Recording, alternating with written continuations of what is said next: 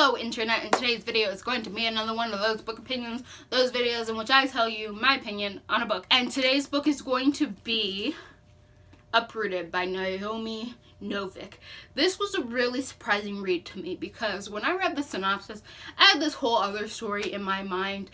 It's not that far off, but I feel like synopsises just fail to tell you what the story is about completely, and just even hint in the right direction sometimes, and this was definitely one of those synopsises for me. So when I went into it, I was thinking, oh, this is just a girl, she becomes an apprentice to a magician, she finds out she has magic, there might be a romance in there, and that's all I was expecting. And this was actually so much better, and I'm so glad that there was so much more to this, because all the elements that the synopsis does not even mention to you are all the elements that I thought were the best elements of this book.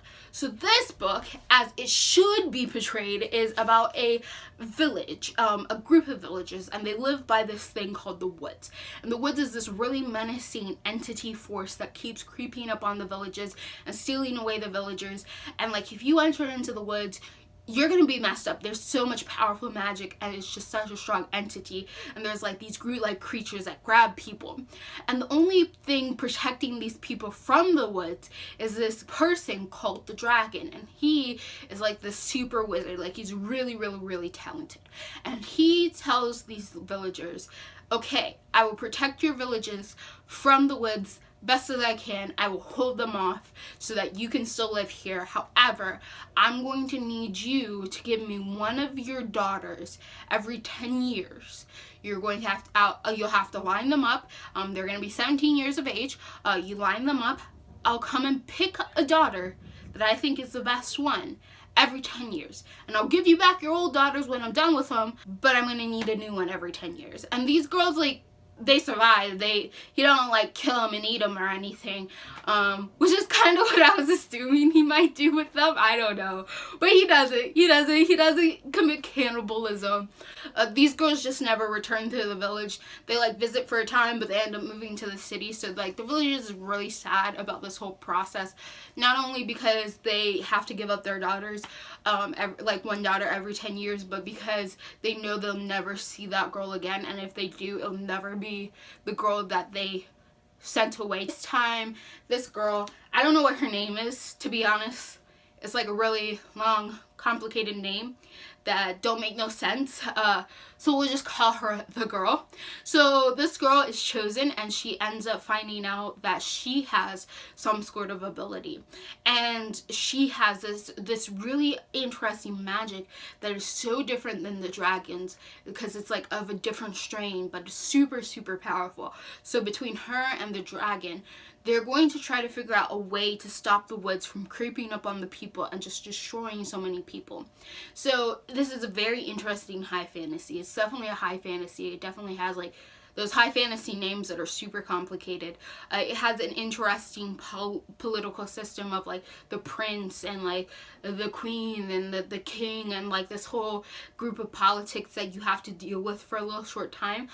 It definitely does have a little bit of romance, but it's not like a romantic book. This book isn't about the romance. It's about the adventure. It's about the fantasy. It's about the how do we defeat the woods and what the hell are the woods doing. But there is a little subtext of romance in there. So I really liked this book. I didn't think I was going to. Not only because of the synopsis, but because when I started reading it, 50 pages in, I was just like, oh my gosh, when will this girl stop whining? Because like, she gets taken away from her family, and she wasn't really expecting it, because she's not like the prettiest, most intelligent, most bestest girl in the village, and the wizard usually picks the best ones. So she's like, oh, I'm not gonna be picked. But then she does, and no one was prepared. Like, not a single person was prepared for her to be picked, because there was like an obviously better candidate that was like gorgeous and like could do everything. So I wasn't into it. I wasn't into it the first 50 pages. I was just like, oh my gosh, girl, stop whining. Like, you didn't expect you would be chosen. You thought that girl over there would, but it doesn't matter, you were. So stop complaining the whole time. And she's like, oh, I can't cook well, and oh, I've never really cleaned before, and oh, this is blah blah blah, and oh, this is nah. And I was like, okay, I'm done with you. stop it. And then finally, after like that 50-page mark, interesting things start to happen. I'm like, okay, tell me more now. Now that we have magic and interesting stuff, and like we're learning about this thing called the woods and like how it's gonna interact with the story, then I was into there. But like first 50 pages, you kind of just gotta trudge through this girl's whining until she finally bucks up and is like, I'm not gonna whine the whole time anymore.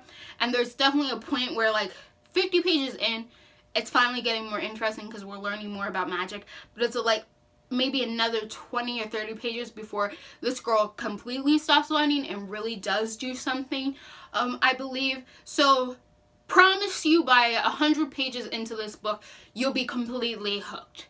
But the first 50, you'll finally get interested, and then it'll take another 50 for you to be like, oh my gosh, what's happening next?